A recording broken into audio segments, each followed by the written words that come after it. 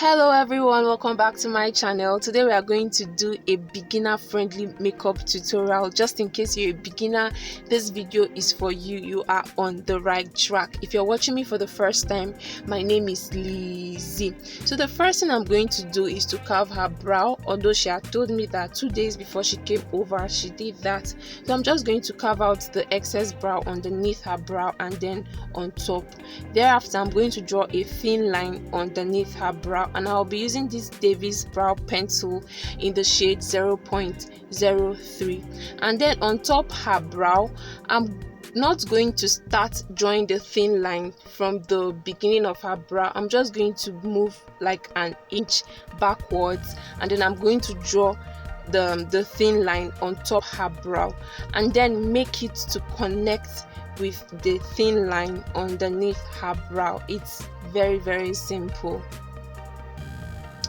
And then I'm going to repeat the same procedure on the other side of her brow, which is her second brow. You have to make sure that the tip of your brow is not, your brow pencil is not blunt. It has to be pointed in order to have a good outcome. Your brow pencil has to be pointed. Do not make it blunt at all. You just have to make sure that it is pointed.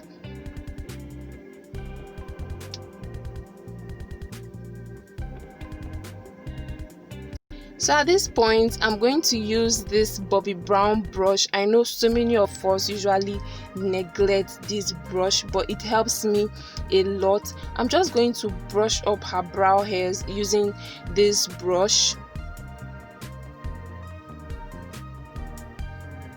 And then after doing that, I'm going to pick up my brow pencil and then I'll start drawing strokes on her brows. I'm just going to start drawing thin lines on her brows. You have to make sure that this is very much natural. Don't make the lines harsh. They have to look very soft and natural.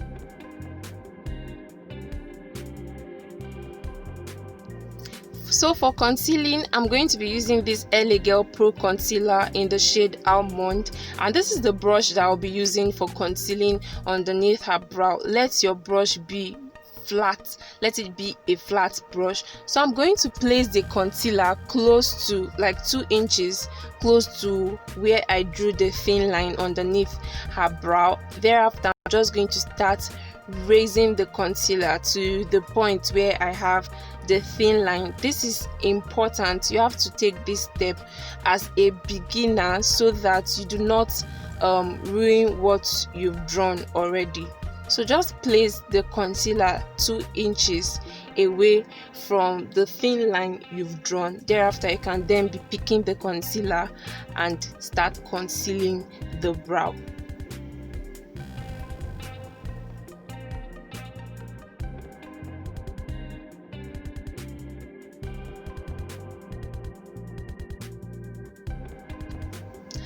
At this point, I'm going to blend the excess concealer that I have on her eyes, on her eyelids. I'm just going to blend that right there. And then for concealing on top her brow, I'll be using this foundation from Omilato in the shade Dark. This is the same foundation that I'm going to use all over her face. So you discover that it becomes easier when you use foundation instead of using another concealer. Since it's the same foundation that I'm going to use all over her face, it's going to give me a better outcome and it's going to blend better than any other. So guys, when it comes to brows, it's usually not easy trying to make the brows look alike, and that's the more reason why you have to take your time in order to get a good outcome. Sometimes even professionals do not get this, so you have to take your time in order to have a good outcome.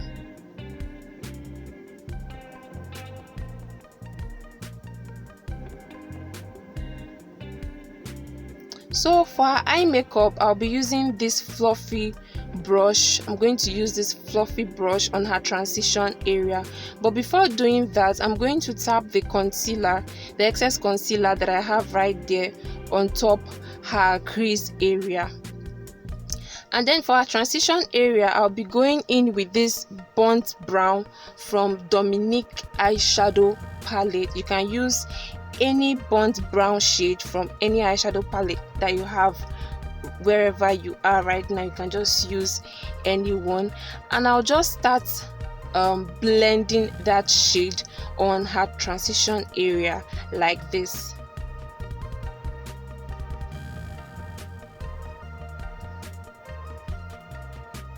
And then to have a more subtle outcome, I'm going to go in with this orange shade on her transition area. This is from Jordyn eyeshadow palette. I'm going to go in with this orange shade on her transition area, and then I'm going to blend properly so that I have a more subtle outcome, a very calm outcome.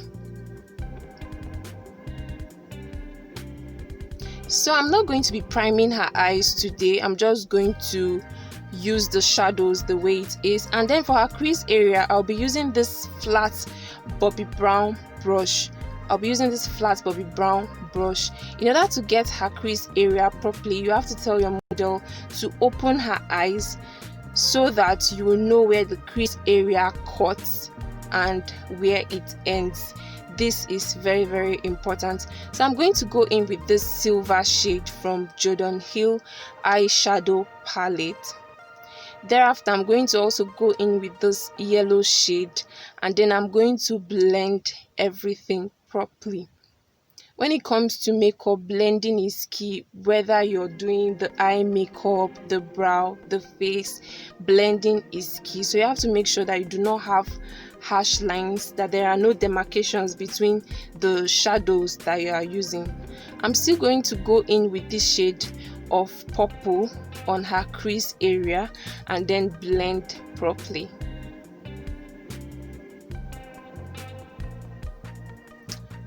Makeup is art, so you have to make sure that whatever you are doing on one side of the face looks the same as what you are doing on the other side of the face.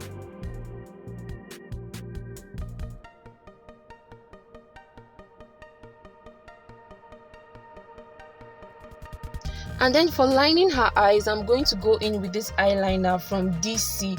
For someone who does not have very big crease area, you have to make sure that the eyeliner that you're applying on her eyes is as thin as possible. Less is more. Do not overdraw. And then when you come close to her tear duct area, tell your model to open her eyes and then line it. When you do this, you discover that you have a better outcome and you do not have eyeliner spilling all over the eyes. And then for her wing eyeliner, I'm going to also tell her to open her eyes so that I know which one would be better for the type of eyes that she has.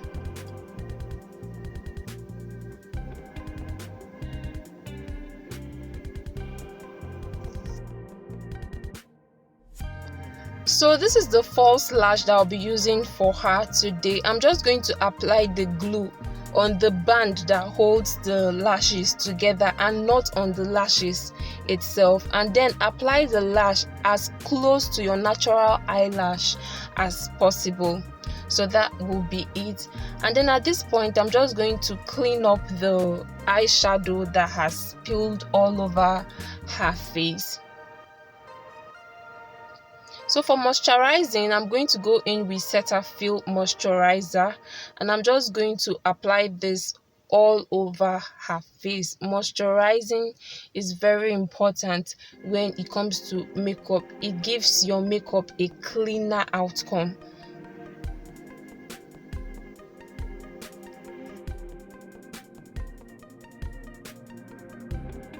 And then in order for the makeup to last all day, I'm going to apply Mehron Skin Prep. I so much love this product. And then also for priming her face, I'm going to go in with this Zaron face primer. For someone who has oily face, you have to make sure that you use a matte face primer. This is very important, so that the person before the makeup even finishes, the person does not ruin the whole makeup.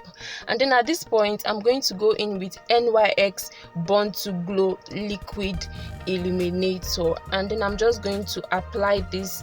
As the name implies, Born to Glow, this will make the makeup to glow once you're done. So I'm going to damp my beauty blender into water at this point, and then apply the foundation with it. Whenever you do this, like, this is the step that is necessary for all makeup artists. Whenever you do this, you discover that you have a better outcome. You do not want to have foundation creasing all over the face. You don't want to see harsh lines, so you have to make sure that you dip your beauty blender into water even before applying, and you discover that you also use less products whenever you do this.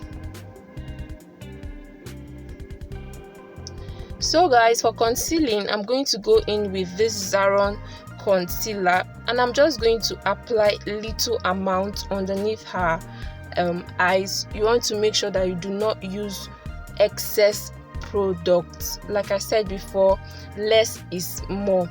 As a beginner, do not use excess products. You want the whole makeup to look very calm and natural, so you have to make sure that you use less product, and your makeup will definitely come out really beautiful.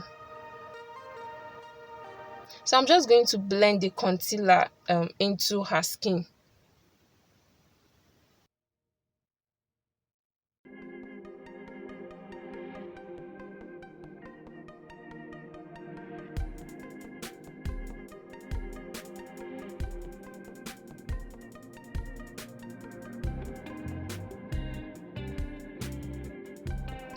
Whenever I'm done with concealing and applying foundation, what I usually do is apply powder afterwards, and I usually use a fluffy brush. This kind of brush, this is also from Bobbi Brown. I apply powder even before applying setting powder, and I discovered that whenever I do this, I do not have harsh lines underneath her eyes and all of that. So it's important that you apply powder first even before applying setting powder. This works for me all the time. Like, it's really beautiful each time I do this. Like, it comes out really beautiful anytime I do this. So at this point, I'm going to set her face with Sacha buttercup, and I'm just going to dip my beauty blender. This is not the wet beauty blender, this one is actually dry.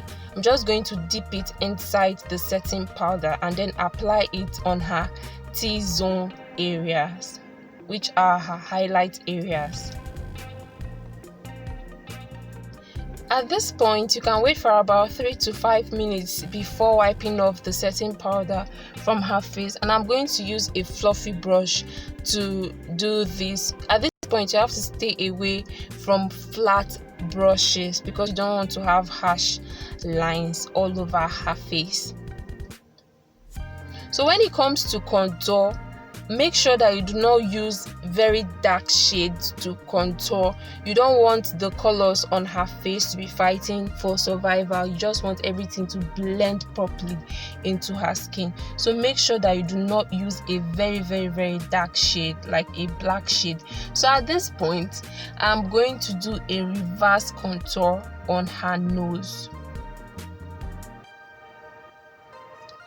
And I'm also going to pick up the shade of shadow I used on her crease area, which is the silver shade that I used on her crease area.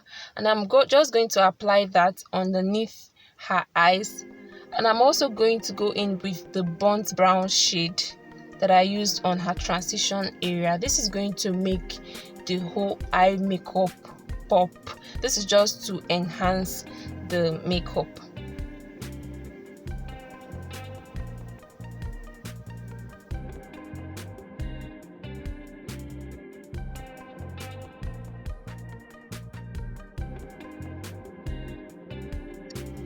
When wiping off the setting powder from her nose, make sure that the tip of your brush is flat, the way you can see me do in the video. Make sure that it is flat. So at this point, I'm just going to apply blush and then highlight her lips and also her nose.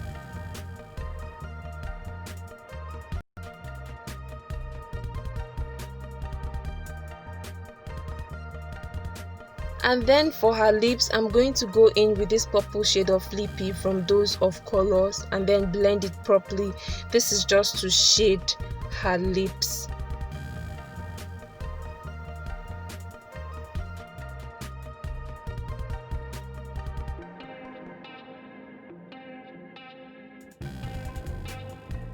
In order to have a more subtle outcome, I'm going to go in with this pink shade of Lippy from Hedybeauty. I'm just going to apply that on her lips and then tell her to smudge her lips so that it's properly blended.